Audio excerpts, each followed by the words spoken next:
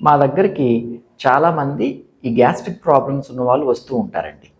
వాళ్ళు చెప్పే కంప్లైంట్ ఏంటంటే, దాదాపు 2 సంవత్సరాల నుంచి గ్యాస్ట్రిక్ ప్రాబ్లం ఉంటుందండి. మందులు వాడినంతసేపు రిలీఫ్ వస్తుంది, ఆపగానే మళ్ళీ మొదలవుతుంది, కంప్లీట్ రికవరీ అవ్వట్లేదు అని. ఎండోస్కోపీస్ కూడా చేయించామండి 1కి 2 సార్లు, అన్నీ నార్మల్గా ఉన్నాయని చెప్తారు. ఇంకొంతమంది గ్యాస్ట్రిక్ ప్రాబ్లంతో పాటు మోషన్స్ కూడా అవుతున్నాయండి, అప్పుడప్పుడు లూజ్ మోషన్స్ అవుతున్నాయి, కొంచెం బంక కూడా పడుతుంది అని చెప్తారు. దీనికి కారణం యాసిడ్ వల్ల పొట్టలో ఉన్నటువంటి మ్యూకోజా దెబ్బతిని అది మ్యూకస్ బంకలాగా వస్తూ ఉంటుంది అనమాట. కొలనోస్కోపీస్ కూడా వీళ్ళలో జనరల్గా నార్మల్గా వస్తూ ఉంటాయి. పేషెంట్ అడిగేది ఏంటంటే, అన్ని టెస్టులు నార్మల్గా ఉన్నాయి కదండి, మరి నాకు ఎందుకు ఈ ప్రాబ్లమ్స్ వస్తున్నాయి అని.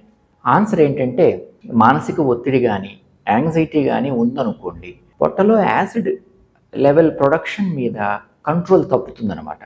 సో ఆ కంటిన్యూస్ యాసిడ్ ప్రొడక్షన్ వల్ల ఈ సిమ్టమ్స్ అన్నీ రావడానికి అవకాశం ఉంది.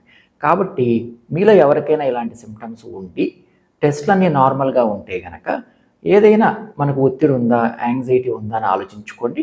If the answer is yes, ఎక్స్పర్ట్ని కలవండి. Thank you.